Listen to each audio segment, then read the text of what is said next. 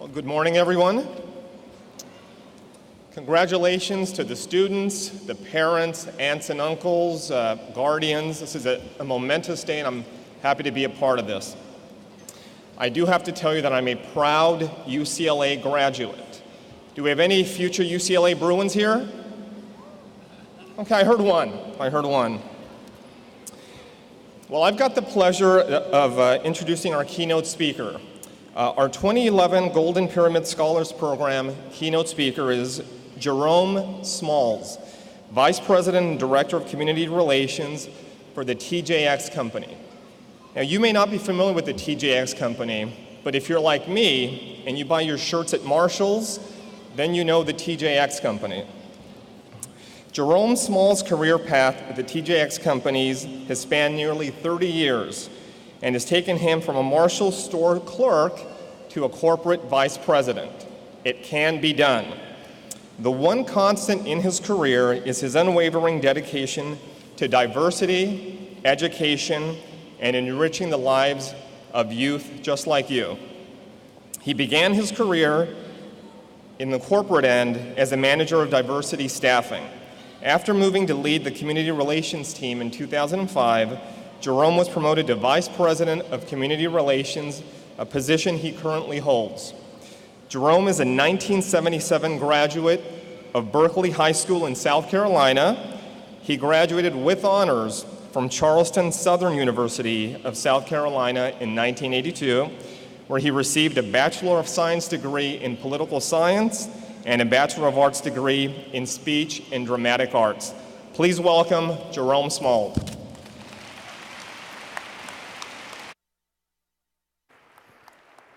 Good morning. Good morning, everybody.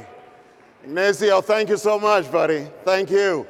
My goodness, thank you, Ignacio. He read that just like I wrote it. So how y'all doing? Well, good morning, San Diego Urban League, and what's up, Golden Scholars? It's good to be back. Man, I don't know where to begin, and the toughest part for me, ladies and gentlemen, will be able to make it through this in 5 to 10 minutes. I said to someone a few minutes ago, it takes me nearly that amount of time just to say good morning, but I'll do my best. I wonder, do we have any veterans or military families or spouses and children of military people in the audience today? Do we? Could those individuals please stand for me? If you're an active military veteran, please stand. Thank you, gentlemen, for standing. If you're active military, retired, family member, please stand. Give these people a round of applause. You know, and remain standing for me, military folks. The work you do is so vital to our country. So thank you so much for giving your precious time as soldiers, sailors, and airmen so the rest of us can enjoy the blessings of being in this country and living a good life because of what you do.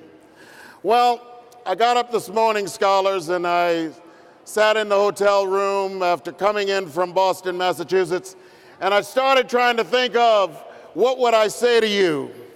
And I thought about it. I said, you know, I'm going to give you a couple of tools for your toolbox. Now, you may think that a couple of these tools are humorous and a couple of them may be serious. You're laughing already, young man, but maybe there won't be. But this is my little laundry list of advice to not take yourselves so seriously. Number one, stay in the bathtub for a long time. Yeah, it'll do wonders. Number two, don't dust. It's simply a waste of time. Now, your parents can get angry at me for saying that one. Number three, don't make up your bed.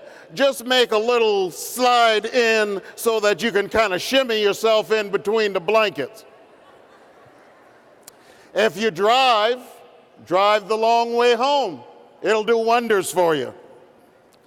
Don't carpool with downers. They'll bring you down. Be passionate about getting an education, just like those people on those commercials that have bald head and then they try to sell you stuff that will grow hair. They're very passionate people. Be passionate about your education. Don't own other people's problems. I want you to hear me on that one. Y'all back there in the back? Don't own other people's problems. And remember this one, scholars. The chains on your wrist are not nearly as strong as the ones on your mind. Oh, I'm kind of liking these too. I'm just getting warmed up, Ray. Remember this one. Smile when you tell someone, I love you. You can hear a smile even when you're not looking at it. There's a couple more of them. Remember this one. Everyone who looks like you is not on your side, and everyone who doesn't isn't against you.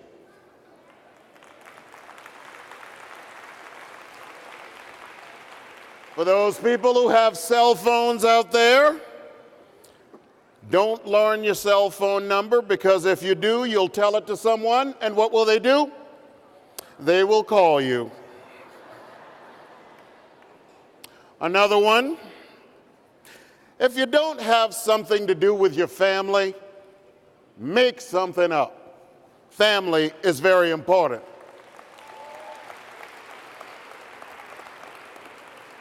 I said I'm just getting warmed up, people. This one's for the ladies.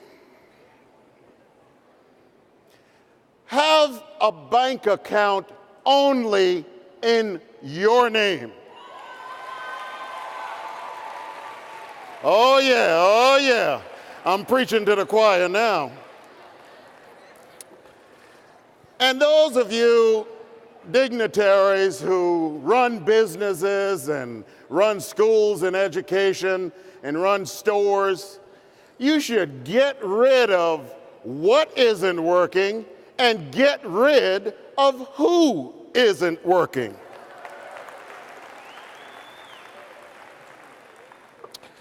Oh, this one I kind of debated a little bit this morning in the hotel room.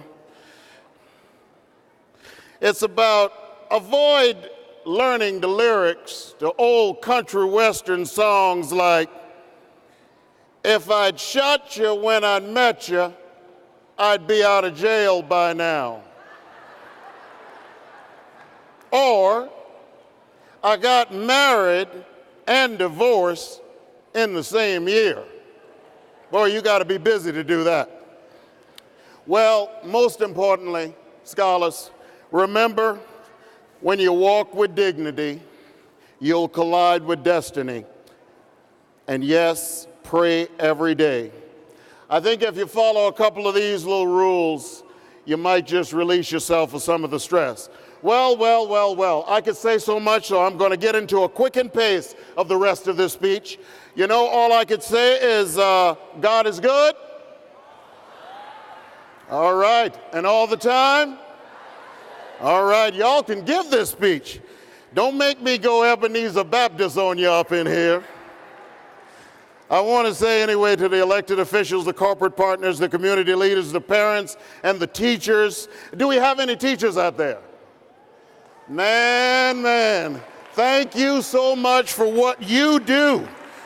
Because in our schools, ladies and gentlemen, we can replicate a good curriculum, but we cannot replicate a great teacher. As that great philosopher Lady Gaga once said, they were born that way. And teachers deserve to get paid for the work that they do. It is right and it is fair, as long as mostly women who are teachers are making 77 cents on a dollar to what a man makes. We have another bridge to cross. We must pay our teachers for the work that they do. San Diego Urban League, thank you for asking me to come back to play a small role in this event. It was just a year ago that I stood at this podium to share thanks and congratulations to the Urban League for paving the way for so many of our scholars to realize their dreams. To Ray King, president of the league, thank you, Ray, for your leadership. You know, my friends, some people's legacies are written on monuments and buildings. Ladies and gentlemen, this man's legacy is written on the face of the people in this audience today. Ray, thank you for your service, and thank you for leading the Urban League.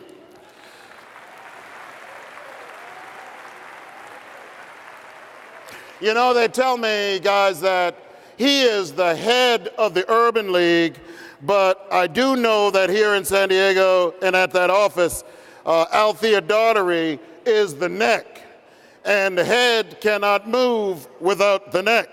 So thank you, Althea, for all the work that you do, and thanks to the staff and the volunteers who so selfishly give of their times. You deserve corporate America's support and praise, and for those, all of you out there who have not given of your time and treasure to support the Urban League of San Diego, I ask you to dig deep in your pocket, dig deep to give of your time and your treasure, and yes, they will accept your money today to help this scholars program to continue moving ahead. Well, this is all about helping our kids to be smart.